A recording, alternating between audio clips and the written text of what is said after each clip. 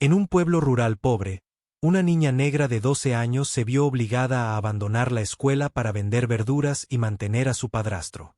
Un día, de camino a casa, se encontró con un anciano tendido en la cuneta, gravemente herido y sangrando, mientras todos los demás pasaban de largo.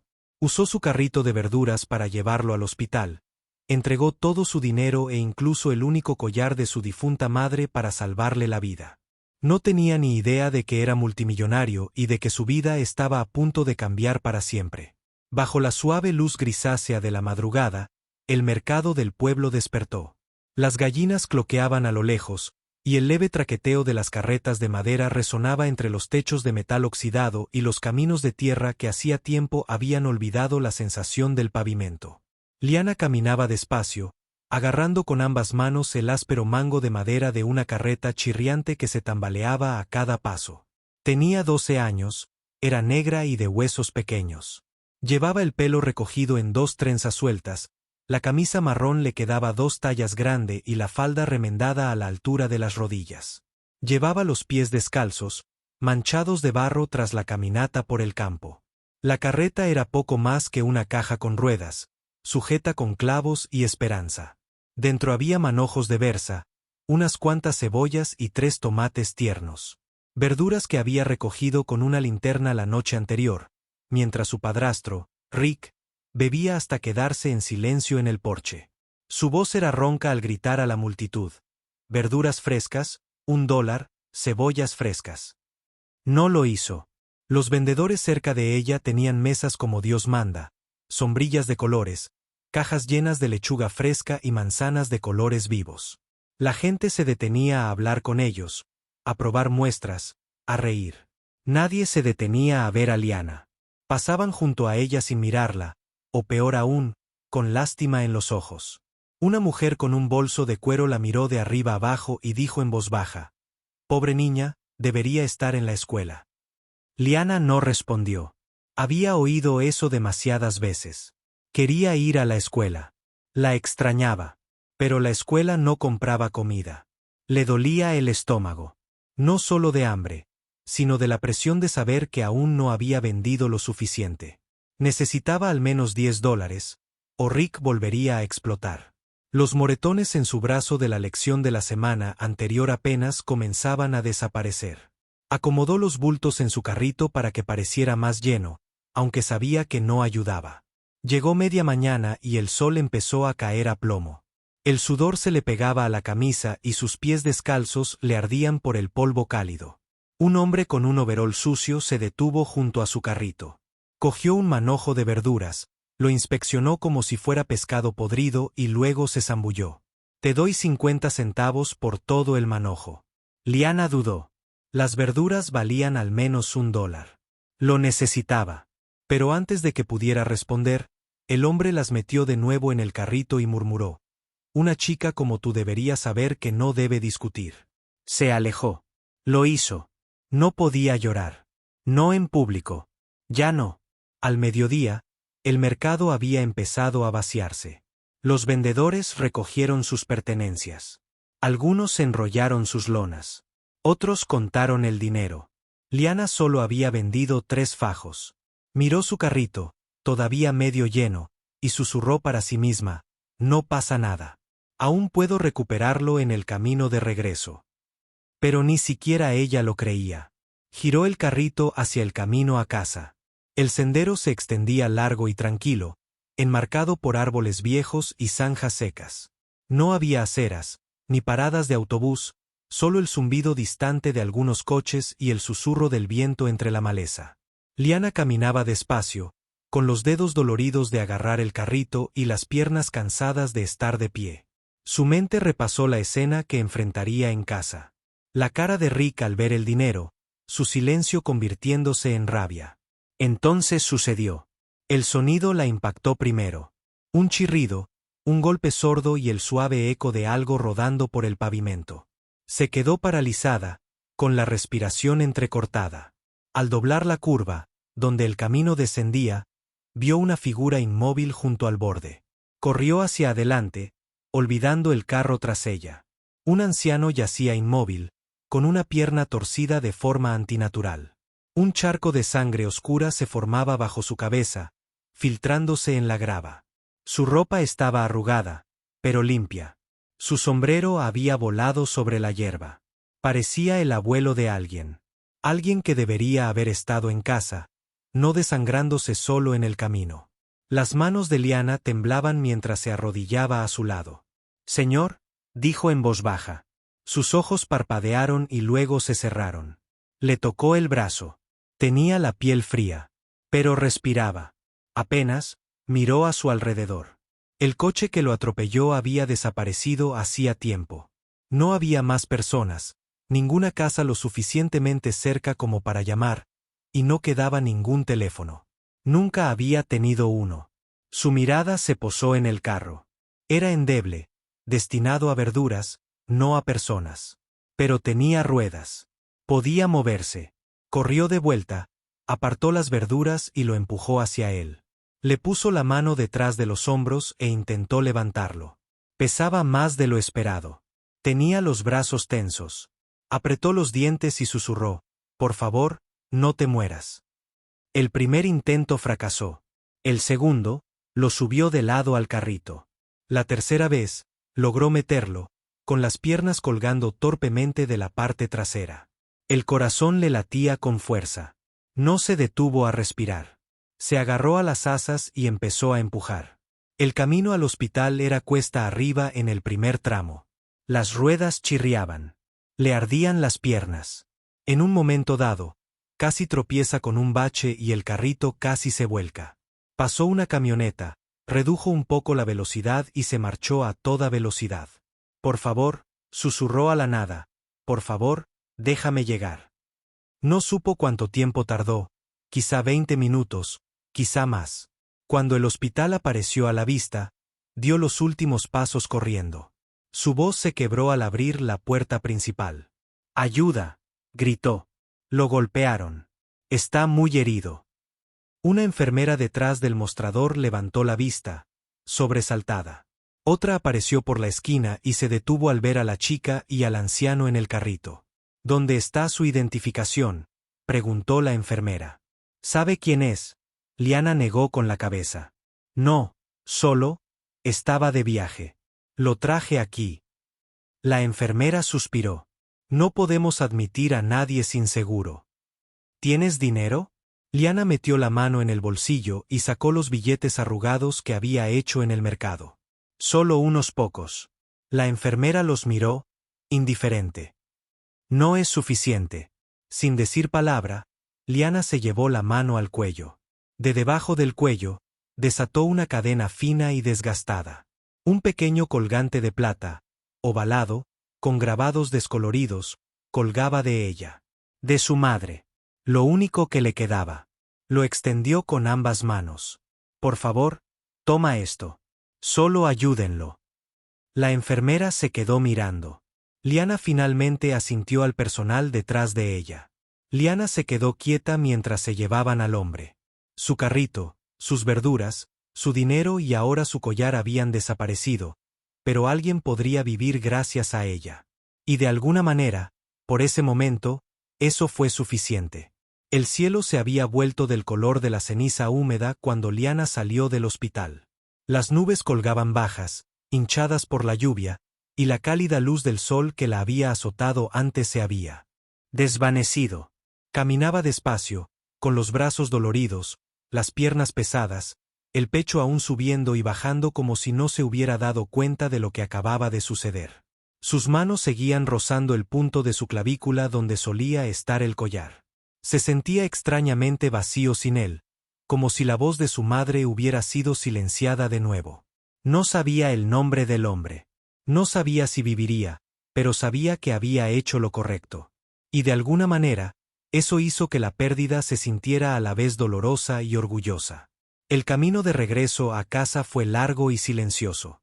Su carrito estaba en la entrada del hospital, pero las verduras habían desaparecido.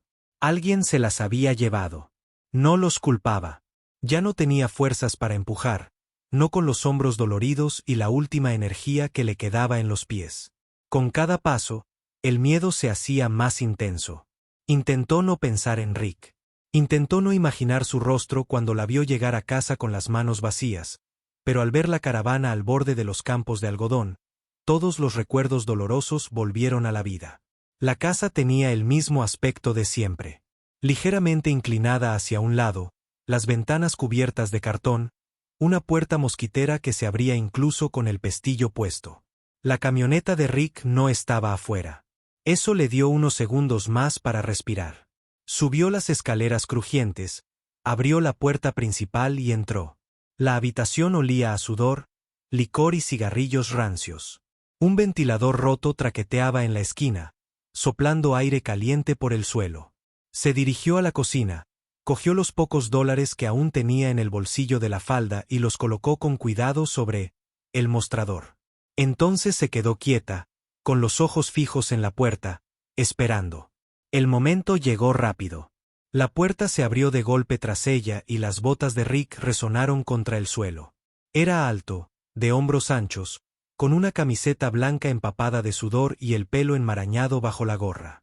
Tenía los ojos inyectados en sangre. ¿Dónde demonios te habías metido? Su voz resonó en la habitación como un látigo. Yo estaba vendiendo en el mercado, dijo Liana, con la voz apenas firme. Rick miró el fajo de billetes del mostrador y se volvió hacia ella con una mueca torcida. ¿Eso es todo? ¿Después de todo el día? ¿Eso es lo que me traes? Lo intenté, dijo en voz baja. De verdad que lo intenté. Dio 2 pasos hacia adelante. Lo intentaste. ¿Eh? Intentarlo no es suficiente. Chica. Intenta no pagar las malditas facturas. Tenía que ayudar a alguien, dijo, antes de poder contenerse. Un anciano fue atropellado. Lo llevé al hospital. Les di lo que tenía. Su mano voló más rápido de lo que ella podía moverse. La bofetada le golpeó la cara, tirándola de lado. Se tambaleó hacia la mesa de la cocina, agarrándose al borde para no caerse. ¿Regalaste mi dinero? Gruñó. ¿A un maldito desconocido? ¿Te crees una heroína ahora? No respondió. Le ardía la mejilla. Se le llenaron los ojos de lágrimas, pero no se le derramaron. Se levantó despacio, conteniendo la respiración. ¿Qué más les diste?, preguntó Rick en voz baja y amenazante. Dudó. Luego susurró, el collar de mamá. Por un segundo, todo se congeló. Rick la miró como si hubiera pronunciado una maldición. Ese collar era de plata, dijo lentamente, acercándose a ella. Valía algo. Lo sé, susurró. Pero él habría muerto. La mano de Rick la agarró del brazo con tanta fuerza que hizo una mueca. No puedes tomar decisiones así, gruñó. Vives en mi casa, haces lo que yo digo. No das lo que no te corresponde. Era mío, dijo en voz baja. Mamá se lo dejó a mí. Eso fue lo incorrecto. La empujó con fuerza. Cayó contra la pared, se golpeó el hombro y luego el suelo. Se le cortó la respiración. Ya sentía el moretón crecer. Rick caminaba de un lado a otro por la habitación como un perro, murmurando para sí mismo, negando con la cabeza. ¿Te crees mejor que yo? ¿Salvar gente? Llevando esa cosa como si significara algo. Se giró hacia ella, alzando la voz. ¿Sabes qué? Fuera.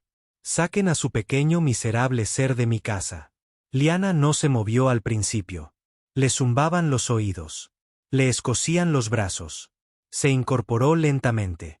Le dije, fuera. Volvió a gritar, agarrando la puerta principal y abriéndola de golpe. Se quedó de pie con piernas temblorosas, con la mirada fija en el suelo. Quería gritar, quería llorar, pero no hizo ninguna de las dos cosas. Simplemente salió.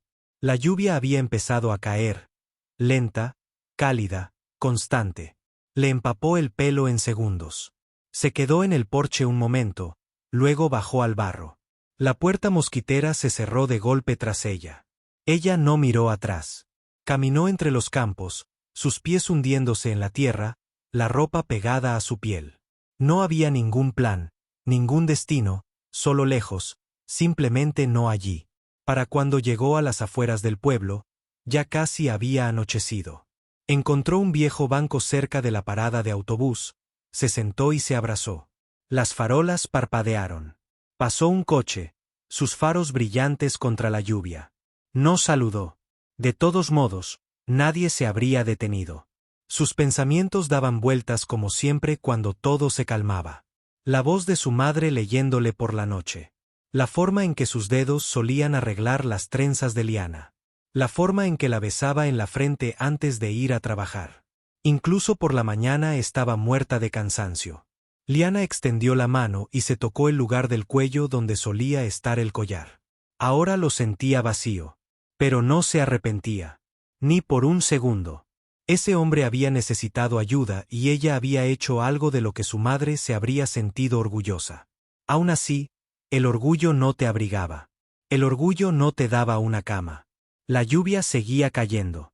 La noche se cernía sobre Liana, sentada sola junto a la carretera, con el peso del mundo sobre unos hombros demasiado pequeños para soportarlo. La luz de la mañana se filtraba a través de las persianas del hospital, suave y dorada, dibujando rayas en las paredes verde pálido.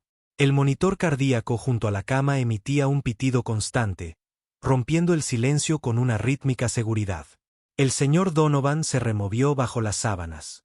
Su cabeza latía con un dolor sordo y persistente, y sentía las costillas como si hubieran pasado por una licuadora. Parpadeó lentamente, confundido por la luz estéril, los tubos en el brazo, el oxígeno conectado a la nariz. Giró la cabeza y miró hacia la ventana. No le resultaba familiar. Nada de eso le era familiar. Lo último que recordaba era caminar. Simplemente caminar, sin un propósito, sin teléfono, sin decirle a nadie. No había tenido la intención de alejarse tanto. No había tenido la intención de desaparecer. Pero la verdad era que Donovan no había tenido intención de hacer gran cosa desde el accidente de hacía un año. Desde el accidente de coche que se llevó a su esposa. Y su hija, se había convertido en un cascarón del hombre que la gente solía conocer. Una vez un arquitecto respetado, un donante generoso, un hombre al que la gente recibía con sonrisas. Ahora se había convertido en algo frágil y silencioso. Rara vez salía de su propiedad. Ese día, sin embargo, se puso su viejo abrigo de lana y simplemente salió. El dolor se había asentado demasiado tiempo detrás de sus costillas. No había querido recordar nada. Nada. Y, sin embargo, ahora estaba despierto y vivo. Una enfermera entró en la habitación con una historia clínica en la mano, sus zapatos chirriando suavemente contra el suelo. Levantó la vista, sorprendida de ver sus ojos abiertos. «Buenos días», dijo, recuperándose rápidamente. «Nos diste un susto». La voz de Donovan era ronca. «¿Qué pasó?» «Te atropelló un vehículo», dijo, comprobando el suero. «Justo en las afueras del pueblo. Sin identificación, sin teléfono. No llevabas nada, solo ese abrigo». Hizo una pausa, hojeando la historia clínica. «Estabas inconsciente cuando llegaste. Han pasado casi 12 horas». Hizo una mueca al moverse en el cama. «¿Quién me trajo?» La enfermera hizo una pausa y luego lo miró. «Una niña», dijo, joven, de unos 12 años. «Te empujó hasta aquí en un carrito». «¿Un carrito?» «Sí, como uno casero, lleno de verduras». «Te trajo sola». «Le llevó un rato, creemos. Estaba empapada en sudor cuando llegó. Dijo que te estabas desangrando en la carretera y que nadie se detendría». Donovan miró al techo. El dolor en su pecho no tenía nada que ver con huesos rotos. «Nos dio todo lo que tenía», continuó la enfermera, bajando la voz. «Ni siquiera sabía tu nombre. Nos dio unos $, y cuando eso no fue suficiente, entregó su collar. Dijo que era de plata auténtica. Así es como te ingresamos». Un silencio se instaló entre ellos. «¿Cómo se llama?», preguntó en voz baja. La enfermera dudó. No lo dijo. Donovan giró la cabeza, entrecerrando los ojos. «Necesito encontrarla». La enfermera arqueó una ceja. «No estás en forma», dije, interrumpió, ahora más firme. «Yo necesito encontrarla». La enfermera asintió lentamente, presintiendo que no era una petición. «Informaré al director del hospital. Su asistente ha estado intentando contactarlo desde anoche. Les haré saber que está despierto». Una hora después, El asistente personal de Donovan, Marcus Bell, entró en la habitación con un impecable traje azul marino, tableta en mano y ojos muy abiertos por la preocupación. Señor, gracias a Dios. No teníamos idea de dónde había ido. No contestaba las llamadas. El personal de la finca pensó que había ido al lago. Cuando la policía no pudo localizarlo, Donovan levantó una mano, silenciándolo. Olvídate del pánico. Necesito algo más. Una chica me trajo aquí. Me salvó la vida. Encuéntrala. Marcus parpadeó. ¿Una chica? ¿Qué chica? Tiene 12 años. Negra. Delgada. Lleva una trenza. Me trajo en un carrito de verduras. No dijo nada. Pagó con un collar de plata. Marcus tecleó rápidamente en su tableta. Podemos empezar por comprobar las cámaras del hospital, revisar los registros de admisión, interrogar a las enfermeras que estuvieron aquí durante la admisión. Pero si no dejó ningún nombre, pregúntale a todo el pueblo, dijo Donovan, su voz se hacía más fuerte con cada palabra. Vayan a los mercados, a los puestos de la carretera, a cualquier lugar donde una niña pueda estar vendiendo verduras. Averigua quién es. Trae su nombre. Trae su historia. Se lo debo todo. Marcus dudó. ¿Quieres que avise a la prensa? Quiero decir, ¿si esto se hace público? No, interrumpió Donovan. Todavía no. No hasta que hable con ella. Esa misma tarde, mientras Marcus comenzaba su búsqueda, Donovan se incorporó en la cama, con la vista fija en la ventana del hospital, observando el viento que azotaba los árboles del exterior. El mundo había sido gris y quieto durante tanto tiempo, pero hoy se movió. Una chica que no le debía nada había cargado con su cuerpo destrozado a través de la ciudad solo para salvarlo. Sin cámaras, sin elogios. Solo bondad.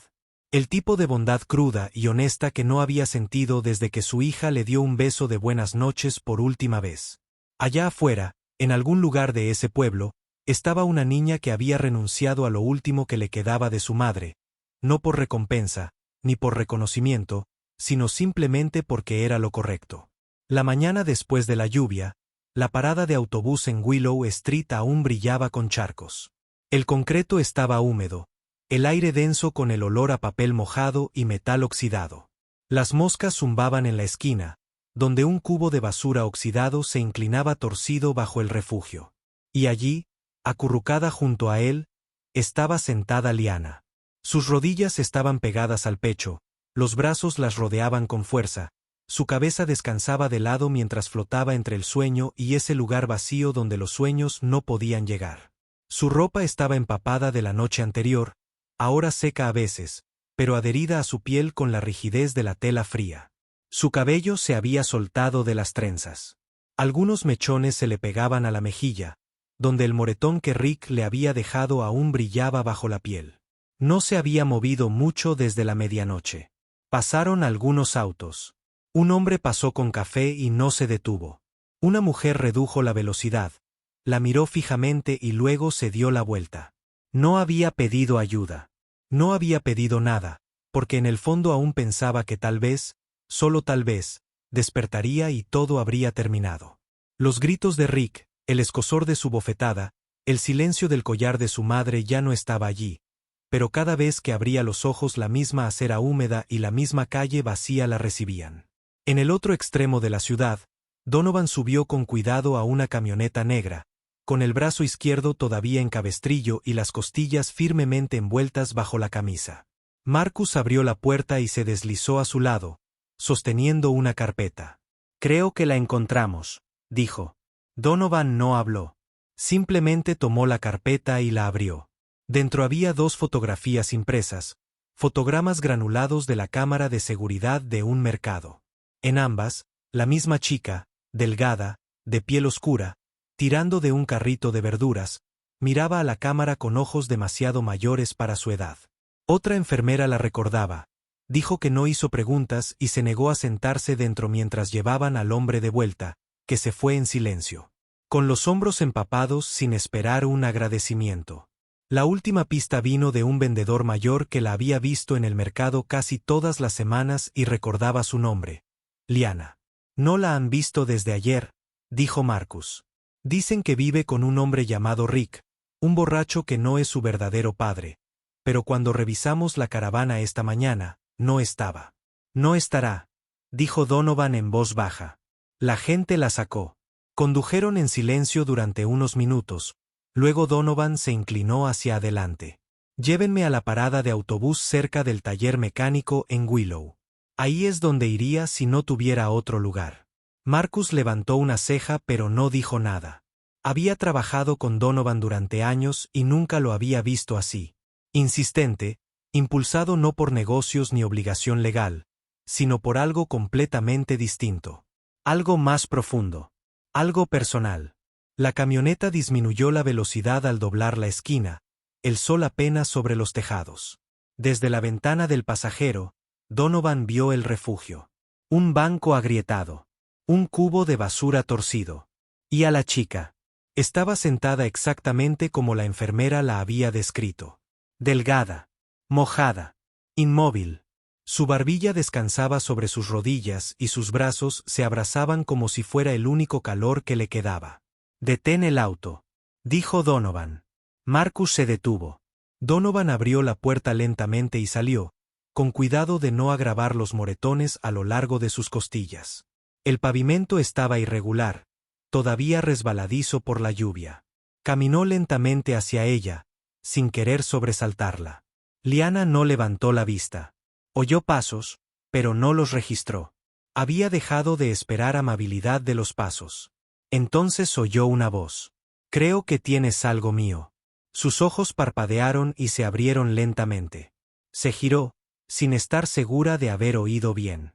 A pocos metros de distancia estaba el hombre. Cirre, el del carro. Ahora parecía más limpio, su rostro menos pálido, pero sus ojos aún conservaban esa suavidad aturdida que recordaba. Era mayor de lo que pensó al principio, con plata cubriendo los bordes de su barba y líneas alrededor de sus ojos que hablaban de dolor, no de edad. No habló. No se movió. Él se acercó lentamente y metió la mano en el bolsillo de su abrigo. De él sacó un pequeño paquete de tela. Sin envolver, dentro, estaba el collar de su madre. Limpio, pulido, la plata brillando bajo el sol de la mañana. «Creo», dijo suavemente. «Me diste esto para salvarme la vida». Liana lo miró, con un nudo en la garganta. El collar reposaba en su palma como si nunca la hubiera abandonado, pero ella sabía que así era. Renunciar a él había sido como cortar un pedazo de su madre, y ahora estaba de vuelta, ofrecido por el mismo hombre que lo había salvado. «No quiero nada de ti», dijo con voz seca. «No estoy aquí para dar caridad», dijo Donovan. «Estoy aquí porque hiciste algo que nadie más hizo. Te detuviste. Actuaste. Diste lo último que tenías». Ella lo miró, finalmente encontrando sus ojos. «Era de mi mamá». «Supuse que sí», dijo él. «Te crió bien». Liana se levantó lentamente. Sus piernas temblaban ligeramente por el frío, el hambre, la larga noche sola. Él no tomó el collar todavía. Ella solo lo miró, sin saber qué vendría después. «¿A dónde irías?», preguntó. «Porque la gente no hace lo que tú hiciste», dijo Donovan. «Ya no. No sin cámaras, no sin alguien aplaudiendo, pero lo hiciste. Y no voy a dejar que eso desaparezca». Apartó la mirada. «No tengo a dónde ir». «Ahora sí», dijo, «si lo quieres». No se acercó. No le ofreció la mano. Simplemente se quedó allí, sosteniendo el collar entre ellos como un puente, no como un regalo. Tras una larga pausa, ella extendió la mano, lentamente, y lo tomó. Sus dedos rozaron los de él un segundo, luego se enroscaron alrededor del colgante de plata. Lo miró como si lo viera por primera vez. Donovan volvió a mirar la camioneta, luego a ella. «No soy tu padre. No intento serlo. Pero si vienes conmigo, me aseguraré de que no tengas que dormir en el otro lado». Ella dijo, «No voy a poder dormir en el otro lado». Ella dijo, «No voy a poder dormir en el otro lado». Ella dijo, «No voy a hacer ni un poquito». Ella dijo, «No voy a poder dormir en el otro lado». Ella dijo, «Soy Zoe». Pasaron 3 años y el pueblo cambió en pequeños detalles. Se repavimentaron algunas calles, el viejo mercado recibió pintura nueva y el hospital añadió una nueva ala que lleva el nombre de un donante que nadie había visto hasta la colocación de la primera piedra. Pero ningún cambio fue más significativo, más permanente, que la silenciosa inauguración de un modesto edificio de ladrillo cerca de las afueras del pueblo. No era grande. No tenía suelos de mármol ni placas doradas, pero sobre su entrada, talladas limpias y honestas en la piedra, estaban las palabras: el Centro Zoe para la Juventud y el Valor.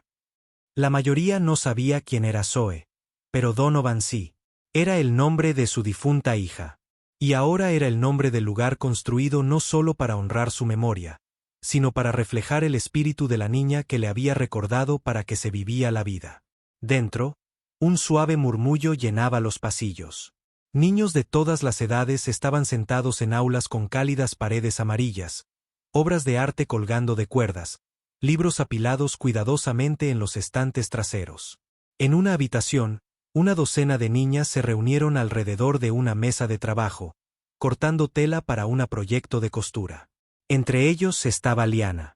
Ahora más alta, más fuerte, su cabello era más largo y estaba trenzado con pulcritud, su ropa limpia y elegida por sus propias manos. Alrededor de su cuello, el collar de plata brillaba tenuemente contra su piel. Nunca la había abandonado. No lo exhibía, no hablaba de él, pero allí estaba, silencioso, un recordatorio de lo que se había perdido.